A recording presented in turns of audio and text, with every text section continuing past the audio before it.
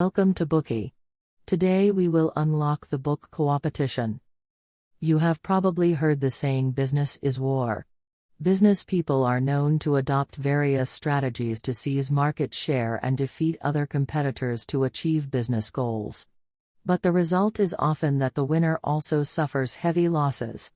This kind of business competition is not what we want, nor is it suitable for the actual situation of today's business operations.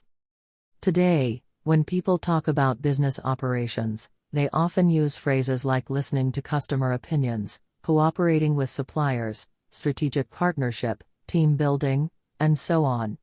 These don't sound like war at all, and this is the kind of business operations that we will discuss in this book. This book proposes the theory of co-opetition based on game theory and illustrates the essence of business operations through a large number of authentic business cases. Modern games of business are not pure competition, nor are they simple cooperation. Rather, they are both war and peace where all players cooperate in a competition and compete in a cooperation.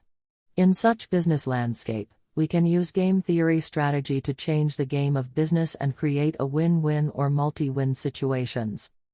Once upon a time, Microsoft CEO Bill Gates and Intel's CEO Andrew Grove jointly established the most profitable business alliance in the history of the United States.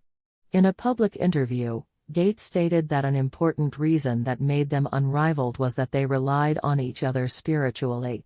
The essence of this kind of dependence is that despite many conflicts between them, they never blocked the path of mutual development. Grove recommended co-opetition, saying it's impressive that the authors apply game theory in business operations and propose the concept of complementer in business competition. Microsoft and Intel are typical complementers. The cooperation between Microsoft and Intel taught them to accept others' opinions and give up their short-sighted prejudices, allowing both parties to reach a common understanding.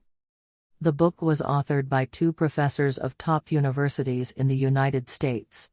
Both are prominent scholars of game theory and outstanding management consultants. The first one is Barry J. Nalebuff, whose works have been used as textbooks in numerous American business schools. He employs principles of game theory as a basis of his consulting services for many Fortune 500 companies. The other author is Adam M. Brandenburger, a Ph.D. in economics. He is also the vice chairman of the Game Theory Society.